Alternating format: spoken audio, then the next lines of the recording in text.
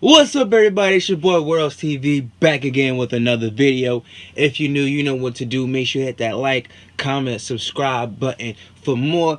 And I'm gonna do a quick video here. No reaction video, but a recap review video. My boy Kyrie Irving is back. Dropped 22 points against the win versus the Indiana Pacers. Alright, we all know the current situation. He's only eligible to play on road games because of New York City's current vaccine mandate. Kyrie Irving sticking to his guns, saying, nah, I'm not going to get vaccinated. I'm not going to let you determine what I put in my body. Being vaccinated has never been part of my employment, so it shouldn't be now. But that's besides the point, man. I want to know what all you Kyrie Irving haters got to say now. What do you got to say? Everybody that was talking shit about Kyrie, everybody that was talking crap about him, everybody that called him a selfish individual, everybody that called him a cancer in the locker room, everybody that called him a killer, just because he didn't want to get the vaccine, y'all was tarnishing that man's name. What happened now? What happened now? The Brooklyn Nets said, you know what, Kyrie? We need you to win a championship. We can't win a title without you. Kevin Durant has been playing enormous amount of minutes last couple of weeks. That is unsustainable, according to head coach Steve Nash. James Harden hasn't been getting it done, playing like the superstar player that we know he's supposed to be playing like. They say, you know, we're going to renege our decision to ban Kyrie from the team. We're going to make that call and ask him to come back. What do you guys got to say about that? For everybody that talked crap and talked down on Kyrie only because of his current vaccination status, what do you guys got to say about it now?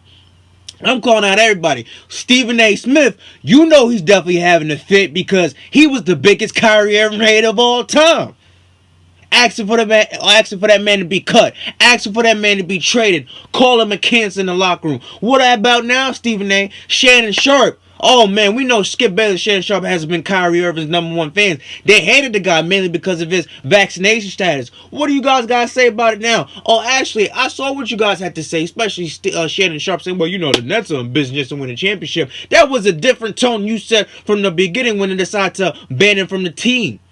Saying, oh, yeah, Kevin Durant and James Harden definitely had to sign up on this. I'm with them.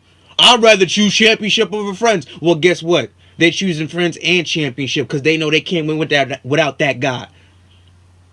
It's so funny how most of these quote-unquote sports analysts and sports commentators change their tune up real damn quick about a player.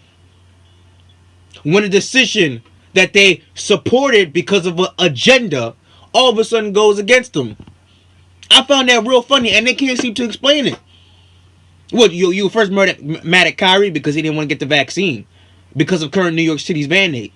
And now he accepted the consequences that came with it. And he said, all right, fine. Hey, listen, Brooklyn's in a tough spot. They can't do anything. That's no problem with me. I respectfully respect their decision, and I'm going to live with the consequences of it. Now, nobody should be fired or be forced from their job because of them not taking the COVID vaccine, but that's a different topic of another day because that gets so political, and when you mention the C word or the V word, then all of a sudden people's like, oh, you're a murderer. Oh, well, you're still sick. I'm unvaccinated, or this person's unvaccinated, that person's unvaccinated. Well, why are you unvaccinated? You're killing us all with COVID. You tested positive for COVID, you're spreading COVID, and you took the vaccine and a booster. So you're calling me unvaccinated, you're sick. But that's besides the point. I want to know what all y'all got to say about Kyrie Irving now. Stephen A. Smith, I know he's having a fit. I can't wait to watch First Take and how this man's going to bash Kyrie Irving now. What junk is he going to talk about Kyrie? Well, he said, hey, I think the NBA should have a vaccine mandate. Kyrie Irving doesn't want to show up to work. Kyrie don't do this. I never heard of a player only working part-time in the NBA. What does Shannon Sharp got to say about that now? Kendrick Perkins as well, too, changed up his tune real quick. From the first time, say, well, hey, and this is specifically what he said. If you put Kyrie Irving's brain in the bird will fly backwards. Now, all of a sudden, when they brought Kyrie Irving back, the Brooklyn Nets did, his tune changed, saying, well, I'd rather have a part-time Kyrie than a no-time Kyrie. So why'd your tune change all of a sudden, Perk? And Kwame Brown was right. It is mainly the black color commentators who have this powerful platform, who work on these powerful sports networks, that bash black men for not following their quote unquote agenda. But now all of a sudden you want to flip the script and change your tune because it's like, oh, well, hey, they got him back, so we can't talk bad about him now. The only person that still kept their consistency about Kyrie, about their hatred of Kyrie, was Stephen A. Smith. And we all know that he starts with the C word that I'm not going to say about that on YouTube. Stephen A. Smith is not the most quote-unquote blackish or the or hood recognized or beloved person on television. He's not. He's not. That's for a fact. Because we've seen a lot of Stephen A. Smith takes that were controversial. We've seen what Stephen A. Smith has said, especially about the black community, and be like, dude, you're missing the point. You're black yourself. What you're saying kind of coming off as Uncle Tom vibes. But again, I'm not going to go there. So I want to know what the haters got to say. What do the haters have to say about it? Now, Kyrie Irving came back, dropped 22 points. Looked like the same Kyrie Irving we had seen for the last, what? He's been playing basketball for 10 years, right? 10 years, a whole decade. And they won. Stopped the 3-game losing streak.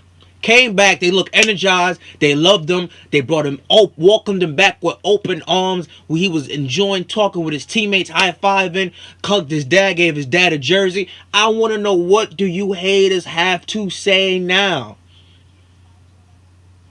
Kyrie stuck to his guns. Kyrie believed, said, no, I don't want to do this. I'm a basketball player. I signed with you guys. First of all, he picked Brooklyn. Brooklyn, they picked him. He picked the Nets. And if he didn't pick the Nets, there will be no KD to join him in Brooklyn, as well as James Harden. But he picked the Brooklyn Nets and said, no, I want to play for you guys, but no. I understand COVID is serious, and please, everybody, take it with the seriousness that it deserves. Wear your mask, do all, the protocols, follow it, all that type of stuff. I'm not going to get too deep into that. That's a subject for a different day. But I'm not going to do this as part of my employment. That has never been part of my employment. I'm here to play basketball to entertain the fans. And looking at Kyrie's, press conference when he first came back, he looked a little bit humble. He's like, damn, I've been away from the game. I've been around my teammates. This is what I love. This is what I grew up to do. He looked more humble. He looked happy. Listen, when you are away from something that brings you genuine happiness and that gets taken away from you, you do automatically get a sense of, humble. You're humble to a certain degree. So that's for everybody. But I'm rambling. I just want to know, what do the haters got to say? What y'all gonna talk about now? What's gonna be your next excuse coming up for not Kyrie is being able to play only on road games because of the current situation? What y'all gonna say now? Oh, well, he's still a part-time player. I never heard of a player only working part-time, so want me to play for. Ain't nobody want to hear about that, because you're missing the point. You're clearly trying to push your own narrative and trying to push the narrative that Kyrie Irving's a bad guy. I'm going to just leave it at that. I'm happy Kyrie's back. Welcome back, Kyrie. The game missed you. Every basketball fan missed you. It is great that you're doing what you love to do, hugging your dad, bringing genuine joy to your face, man. The game missed you. Welcome freaking back. Happy to have you, man. This has been Worlds TV. Signing out. Peace.